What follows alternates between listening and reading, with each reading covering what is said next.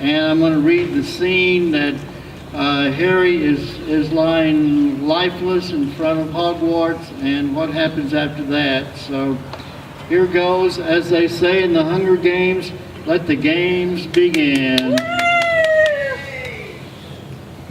Harry felt himself lowered onto the grass. "You see," said Voldemort, and Harry felt him striding backward and forward right beside the place where he lay. "Harry Potter is dead. Do you understand now, deluded ones? He was nothing, ever, but a boy who relied on others to sacrifice themselves for him." "He beat you," yelled Ron, and the charm broke, and the defenders of Hogwarts were shouting and screaming again until a second, more powerful bang extinguished their voices once more. "He was killed while trying to sneak out of the castle grounds," said Voldemort, and there was a relish in his voice for the lie.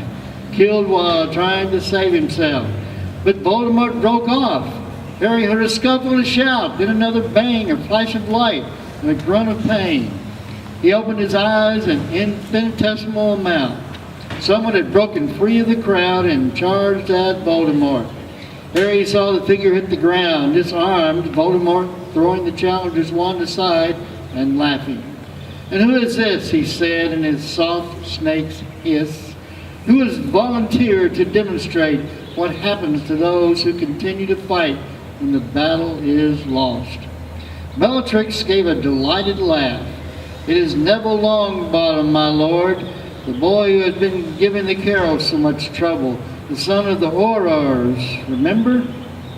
"Ah, yes, I remember," said Voldemort, looking down at Neville, who was struggling back to his feet, unarmed and unprotected, standing in the no-man's land between the survivors and the Death Eaters.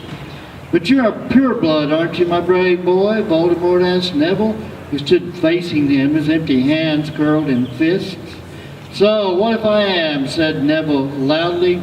"You show spirit and bravery, and you come of noble stock. You will make a very valuable Death Eater. We need your kind, Neville Longbottom." "I'll join you when hell freezes over," said Neville. "Dumbledore's army!" he shouted, and there was an answering cheer from the crowd, whom Voldemort's silencing charms seemed unable to hold. "Very well," said Voldemort, and Harry heard more danger in the silkiness of his voice than in the most powerful curse. "If that is your choice, Longbottom, we revert to the original plan. On your head," he said quietly, "be it." Still watching through his lashes, Harry saw Voldemort wave his wand. Seconds later, out of one of the castle's shattered windows, something that looked like a misshapen bird flew through the half-light and landed in Voldemort's hand. He shook the mildewed object by its pointed end, and it dangled empty and ragged. "The sorting hat."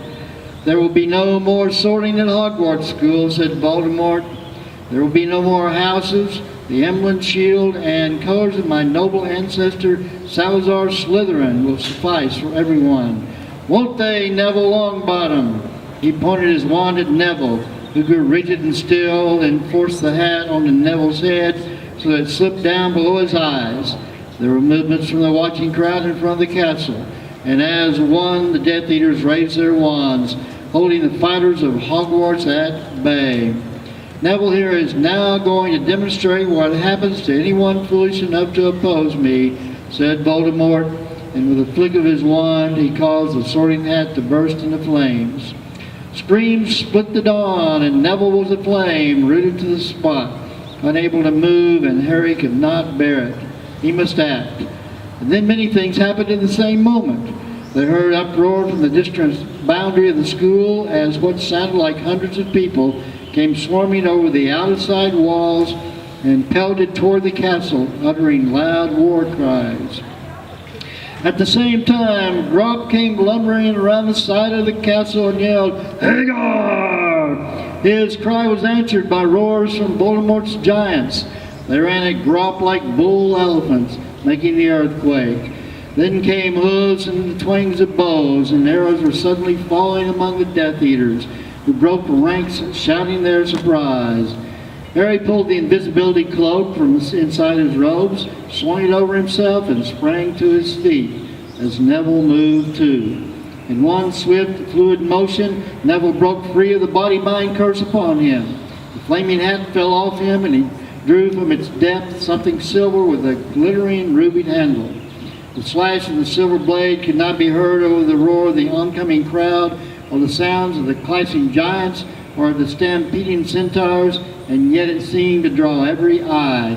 With a single stroke, Neville sliced off the great snake's head, which spun high into the air, gleaming in the light, flooding from the entrance hall, and Voldemort's mouth was open in a scream of fury that nobody could hear, and the snake's body thudded to the ground at his feet. Hidden beneath the invisibility cloak, Harry cast a shield charm between Neville and Voldemort before the latter could raise his wand.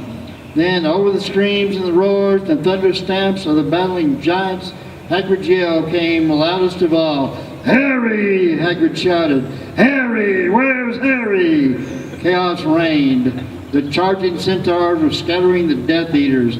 Everyone was fleeing the giants' stamping feet, and nearer thundered the reinforcements that had come from who knew where. Harry saw great winged creatures roaring around the heads of Voldemort's giants, Thestrals and Buckbeak the Hippogriff, scratching at their eyes while Grob punched and pummeled them. And now the wizards, defenders of Hogwarts, and Death Eaters alike were being forced back into the castle. Harry was shooting jinxes and curses at any Death Eater he could see, and they crumpled, not knowing what or who had hit them.